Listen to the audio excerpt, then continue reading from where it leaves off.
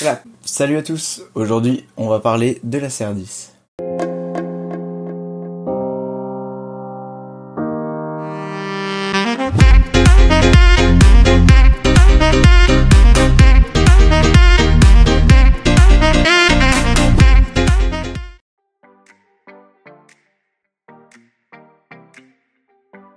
Bon, commençons par le début. Pourquoi avoir acheté une imprimante 3D ? Alors clairement, une imprimante 3D, c'était ce qu'il me fallait pour pouvoir développer ma créativité et puis essayer de voir un peu plus loin et un peu plus propre dans mes créations. Ça fait maintenant 6 mois que j'ai pu prendre en main cette bête et puis pouvoir comprendre le monde de l'impression 3D. Je suis maintenant un peu plus légitime de vous parler de tout ça. Alors pour ma part, j'utilise l'imprimante 3D afin de réaliser des petites pièces mécaniques ou alors des pièces de décoration. C'est vraiment pratique dans de nombreux bricolages et ça m'aide à chaque fois que je réalise quelque chose, que ce soit pour la chaîne ou des réalisations personnelles. Alors cette imprimante 3D, je l'ai eue sur Gearbest au prix de 300 € environ. D'ailleurs, merci à Adrien qui fait la chaîne avec moi depuis maintenant 1 an et qui avait une imprimante bien avant moi et qui m'a conseillé du coup sur l'achat de l'imprimante. Merci aussi au site cr10.fr pour les réductions dont j'ai bénéficié pour l'imprimante. Avec leur partenariat en fait avec Gearbest, j'ai pu avoir une imprimante rapidement et à moindre coût sur certains sites elle peut valoir facilement 400 €.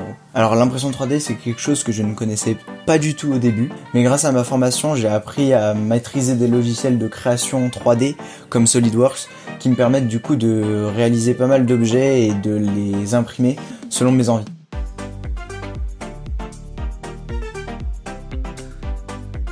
Donc maintenant on va parler de mon imprimante en elle-même. Donc l'imprimante c'est la CR10. Elle existe en plusieurs versions. Il y a la CR10 normale que j'ai, la CR10 mini qui a un plus petit volume, la CR10S qui est bien plus sûre et encore d'autres modèles qui sont bien plus gros ou différents. Donc pour ma part j'ai opté pour la CR10 normale. C'est l'imprimante qui est le plus plébiscitée aujourd'hui par les amateurs. Donc c'est une imprimante facile à prendre en main. Elle a un volume de 30 par 30 par 40 cm de hauteur. C'est un volume assez important pour le prix comparé à ses concurrents. Le gros plus de cette imprimante, donc c'est ce que j'ai fait, c'est qu'elle est modulable. On peut vraiment modifier des éléments ou en imprimer des nouveaux afin de l'améliorer et de la rendre à nos goûts.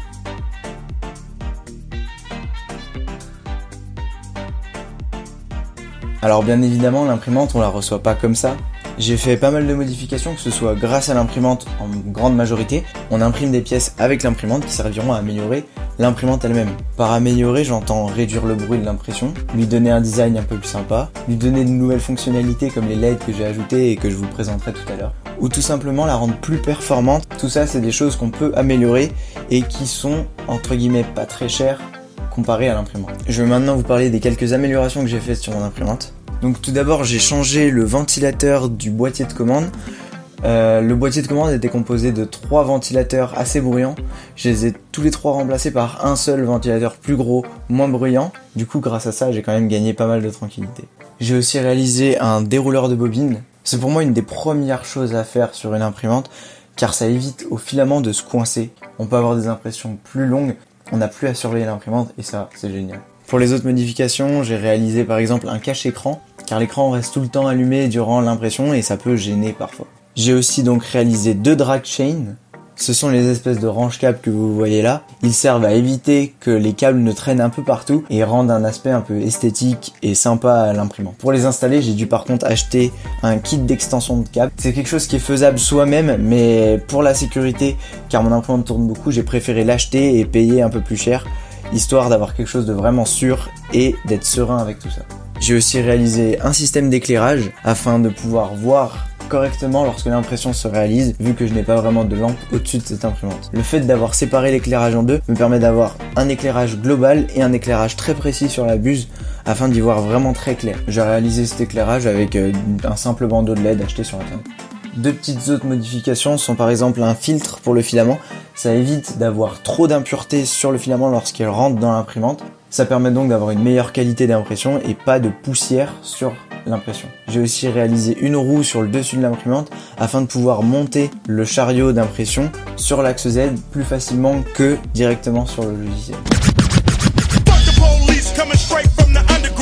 Il faut savoir que sur l'imprimante c'est quelque chose qui prend vraiment beaucoup de temps, alors pouvoir le monter à la main c'est vraiment quelque chose qui sert au quotidien.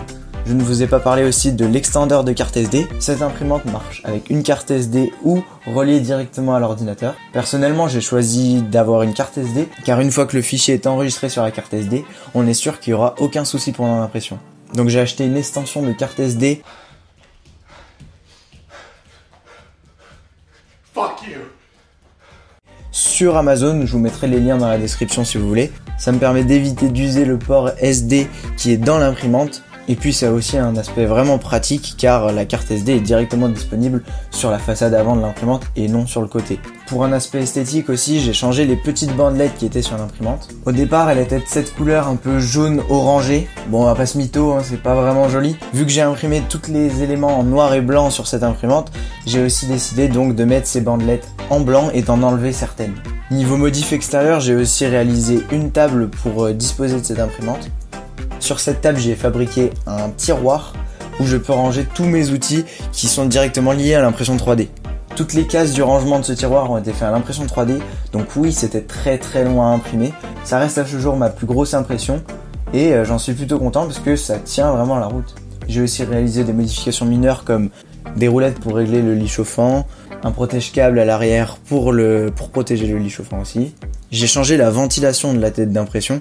Grâce à ce nouveau système, la buse est mieux refroidie. Lorsque le fil est déposé, il durcit plus vite et du coup, on peut gagner en vitesse d'impression. Un autre petit truc qui fait aussi toute la diff, c'est que j'ai bougé l'interrupteur qui permet d'allumer l'imprimante qui se trouve derrière le boîtier. Donc entre nous, pas très pratique. Je l'ai disposé moi sous la table et ça permet d'allumer l'imprimante bien plus facilement. D'ailleurs, entre nous, au passage, encore merci à Adrien pour cette astuce. Pour finir aussi, on peut rajouter un scalpel que j'ai acheté afin de nettoyer toutes les impressions et un pied à coulisses qui me permet de prendre des mesures lorsque j'ai besoin de créer en 3D un objet. Je compte vous faire dans quelques temps une vidéo où je présente un peu quelques impressions 3D que j'ai déjà faites. Si ça vous intéresse, n'hésitez pas à mettre un pouce bleu et à me le dire en commentaire. On se retrouve bientôt pour de nouvelles vidéos, j'essaierai de faire plus vite cette fois. Portez-vous bien et à la prochaine. Ciao!